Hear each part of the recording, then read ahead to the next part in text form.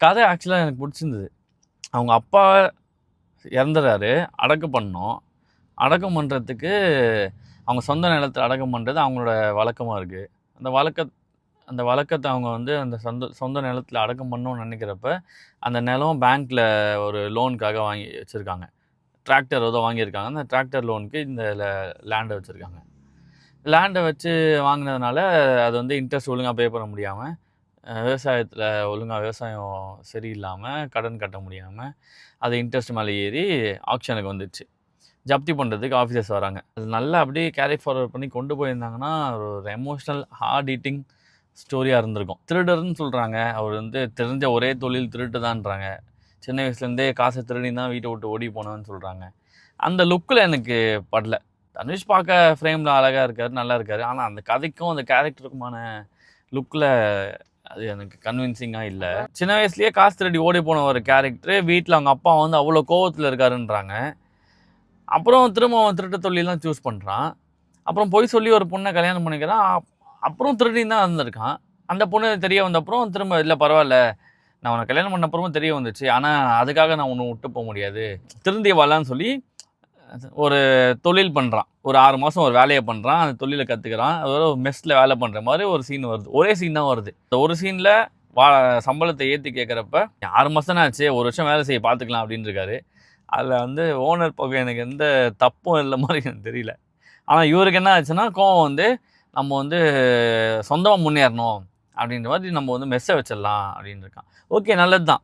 உங்கள் ஏதோ ஒரு பாயிண்ட் ஆஃப் டைமில் வந்து உனக்கு ஒரு ட்ரிக்கெட் ஆகி சம்பாதிக்கணும்னு தோணுதா, ஓகே அப்படின்னா ஓகே. பேங்க்கில் லோன் கேட்க போகிறப்ப ஏதாச்சும் இருந்தால் தாங்க வந்து கொடுப்பாங்க. இல்லை உங்களுக்கு எதாவது லேண்டோ வீடோ இருக்கணுன்றாங்க, இல்லை நகை இருக்கணுன்றாங்க. எதுவுமே இல்லை அப்படின்னு ஓகே வெளியே வந்துடுறேன். வெளியே வந்து டக்குன்னு யோசிச்சு இல்லை எனக்கு ஊரில் நிலம் இருக்குது, சரி ஓகே நான் போய் அதை எடுத்துகிட்டு வரேன். ரொம்ப வருஷம் கோவமாக இருக்க அப்பா பார்த்தோன்னே என்ன ரியாக்ட் பண்ண போகிறாரோ, இந்த இந்த இந்த டென்ஷன் க்ரியேட் ஆகி என்ன ஆக போதும் பையனை பார்த்து அப்படி யோசிச்சுட்டு பார்த்துட்டு இருந்தேன். பார்த்தா கருணாசுக்கு வந்த கோவம் கூட அவங்க அப்பாவுக்கு வரல. 14 வருஷம் பிரிஞ்சு இருக்க ஒரு பையனுக்கு இவ்வளோதானா ரியாக்ஷனு. நடிச்சிருக்காரு, நல்லா நடிச்சிருக்காரு. ஒரு 3 சீனில் நல்லா வந்தாலும் சூப்பராக நடிச்சிருந்தாரு. அவர் பார்த்து தான் கொஞ்சம் கனெக்டே ஆச்சு. பையனை பார்த்து இவ்வளோ ஃபீல் பண்ணுறாரு, விவசாயத்தை பார்த்து இவ்வளோ ஃபீல் பண்ணுறாரு, நிலம் போகுதுன்னு சொல்லி ஊரில் இருக்கவங்கள பற்றிலாம் வந்து பேசி நான் எனக்கு எதாவது ஆயிடுச்சுன்னா இவங்களுக்குலாம் என்னப்பா பண்ணுவாங்க, என் சொத்தை நீ காப்பாற்றி இல்லை என்னை விற்று என் கடனை நீ அடைச்சிருவேன், ஆனால் என்ன நம்பி இருக்கவங்களாம் நான் தானே இவங்களுக்குலாம் நின்று வாங்கி கொடுத்தேன் அப்படின்றப்ப சரி இது போராட்டத்தை நோக்கி படம் போகுது போல். திருடனாக இருந்த ஒருத்தர் போராளியாக போகிறாரு, கத்தி ஸ்டைலில் ஒரு படம் வரப்போகுது அப்படின்னு ஓகே செம்மையாக இருக்க போகுது. இதுக்கப்புறம் எந்த வடிவத்தில் அந்த போராட்டத்தை அவர் வந்து எடுக்க போகிறாரு இப்படிலாம் சொல்லிட்டு பார்த்துருந்தேன். மறுபடியும் திருடுவேன். ஒன்று ரொம்ப பிடிச்சது என்னென்னா அந்த பூட்டை உடைக்கிறது ஒன்று இருக்குல்ல, அது வந்து அப்படி பற்ற வச்சு உடைக்கிறாங்க. அது நல்லா இருந்துச்சு பார்க்க. நான் இப்போ தான் அந்த மாதிரி ஒரு விஷயத்தை ஃபஸ்ட் டைம் பார்க்குறேன். எனக்கு பார்க்குறப்ப இன்ட்ரெஸ்டிங்காக இருந்துச்சு. ஆனால் அதில் ஒரு கொஸ்டின் என்ன வந்துச்சுன்னா, திருடுறதுக்கு ரொம்ப முக்கியமான ஒரு குவாலிட்டியை வந்து சத்தம் வராமல் திருடணும். அதனால தான் நடக்கிறதே இப்படி போவாங்க.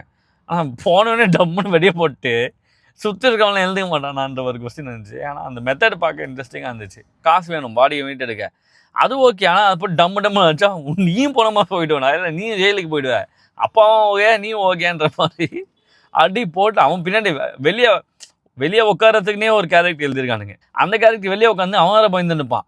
வெளியே சவுண்டு எவ்வளோ சவுண்டு கேட்குதுன்னு. ஆனால் எனக்கு இன்னும் ஆச்சரியம்னா எங்கேயுமே மாட்டவே இல்லை. எவ்வளோ திருட்டு பண்ணுறாங்க, எவ்வளோ இது பண்ணுறானுங்க, எங்கேயுமே மாட்டல. இது எப்படி அந்த போலீஸ் கேரக்டர் பாருங்களேன். ஃபஸ்ட்டே வந்து ஆக்சுவலாக ஃபஸ்ட்டு சீன்லேயே முடிஞ்சிச்சு கதை. இன்வெஸ்டிகேட் பண்ணுறதுக்கு இவருக்கும் சம்மந்தமே இல்லை இந்த கதைக்கும். அவர் ரிட்டையர் ஆக போகிறவர், அவருக்கு வேலை இது வரைக்கும் எந்த கம்ப்ளைண்ட்ஸ் இல்லை போல். ஆனால் அவருக்கு என்னென்னா எனக்கு இன்னும் மரியாதை இல்லை, நல்ல கேஸை பிடிச்சாதான் எனக்கு ஒரு மரியாதை இருக்கும்னு சொல்லி நல்ல கேஸை பிடிக்கிறதுக்கு ரிட்டையர் ஆக போல பிடிக்கலாமே நல்லா போயிட்டு, எதுக்கு இது மாதிரி ஒரு ஃபேக்காக அவனை எழுதிக்கணும், அந்த இது இல்லாமல் போயிட்டு நான் அவனை எழுதிக்கிறேன்னு சொல்லி உள்ளே போயிட்டு உனக்கு ஏன் நல்ல கேஸ்ன்னு இப்போ தான் தெரியுது. ஃபேக்காக மாட்டின கேஸையும் நீ தப்பிக்க விட்டப்பாரு. நீனே வேலை பார்த்துருப்ப எத்தனை வருஷமா. அடக்கம் பண்ண முடியாமல் கஷ்டப்படுற ஒரு ஹீரோ, அவர் அந்த நிலத்தில் ஜப்தியில் போயிடுச்சு, காசு வேணும், அதுக்காக கொள்ளடிக்க போகிறாரு. ஏன்னா அவருக்கு தெரிஞ்ச ஒரே தொழில் கொள்ளடிக்கிறது மட்டும்தான். ஆனால் அதுவே இன்னும் ஒழுங்காக கற்றுக்கல. எனக்கு எம்எஸ் பாஸ்கரான்னு தெரியல, இப்போ வரைக்கும் தெரியல அது எம்எஸ் பாஸ்கரான்னு சொல்லிட்டு. அது அப்படி தான் இருக்குது. இந்த எம்எஸ் பாஸ்கர் கேரக்டர் எனக்கு பார்க்குறப்ப கடைசி விவசாயி ஞாபகம் தான் வந்துச்சு. கடைசி விவசாயியில் அந்த தாத்தா எப்படி இருப்பாரோ. ஆனால் அது எம்எஸ் பாஸ்கரா எனக்கு இப்போ வரைக்குமே வந்து எனக்கு தெரியவே இல்லை. இது நிறைய படங்கள் வந்து நெகட்டிவ் ஷேட்ஸில் ஹீரோஸ் பண்ணியிருக்காங்க, அது ஒரு சேஞ்ச்காக பண்ணுவாங்க. ஆனால் லாஸ்ட் 10 வருஷத்தில் நெகட்டிவ் ஷேட் பண்ணுறது தான் ஹீரோவசமே ஆயிடுச்சு. அது எல்லாருமே அதை தான் செலிப்ரேட் பண்ணுறாங்க. எவ்வளோ நாள் தான் நல்லவனாகவே இருக்கிறது, ஒரு நெகட்டிவ் ஷேட் பண்ணலாமேன்னு சொல்லி வெங்கட் பிரபு கிட்ட கேட்டப்ப அந்த மங்காத்தா படம் பண்ணி மங்காத்தா ஹிட் ஆனே அதோட ஸ்ட்ரீக் வந்து அதில் தான் ஆரம்பிச்சிருக்கு. அடிதடி பண்ணுறதுலையும் ரவுடிசம் பண்ணுறதுலையும் கேங்ஸ்டராக இருக்கிறதையும் தக் லைஃப் மாதிரி தக் லைஃப்லேயும் அந்த மாதிரி தான் ஹீரோயிசம்னு எதெல்லாம் ஹீரோயிசம்னு இல்லாமல் போச்சுல. ரியல் ஹீரோயிசம் ஹீரோ இருக்கட்டும், ஹீரோவை செலிப்ரேட் பண்ணலாம், எனக்கு அது கூட பிரச்சனை இல்லை. நல்ல நல்ல படங்கள் வந்துச்சுன்னா செலிப்ரேட் பண்ணலாம். பாஷாவை வந்து செலிப்ரேட் பண்ணோம். பாஷாவில் ஏன் செலிப்ரேட் பண்ணோம்னா அப்படி இருந்த ஆள் மாறிட்டு தான் பண்ண தப்பை ரியலைஸ் பண்ணிட்டு குடும்பத்துக்காக 3 விளக்க நான் ஏற்றி வச்சுட்டு தான் என் கடமையாக முடியும் அப்படின்ற மாதிரி அவர் வந்து இருக்காரு. அது ஹீரோயிசம். அசுரன் மாதிரி ஒரு படம், அசுரன்லேயும் வந்து வன்முறை தான் இருக்குது. அசுரன்லேயும் வந்து சண்டை போடுறாங்க. ஆனால் எதுக்கு சண்டை போடுறாங்க, என்னை வாழ விடுன்னு சொல்லிட்டு அவன் சண்டை போடுறான். அப்பா காசை திருடிட்டு போனேன்ற ஒரு பேரோடு தான் நீ வாழ்கிற. அப்பாவை மீட் பண்ணுறதுக்கே அந்த தயக்கம் தான் இருக்குது. திரும்ப வந்து அப்பாவை அடக்கம் பண்ணுறதுக்கு நான் 3 தான் அடக்கம் பண்ணுவான். எங்கள் அப்பா செத்து போனப்பா நினச்சிட்டு பாரு, உன்னை எப்படியாடா வளர்த்தேனா. இப்போ இந்த படத்துலேருந்து நான் என்ன கதையை புரிஞ்சுக்கிட்டேன்னா அதுவே தெரில.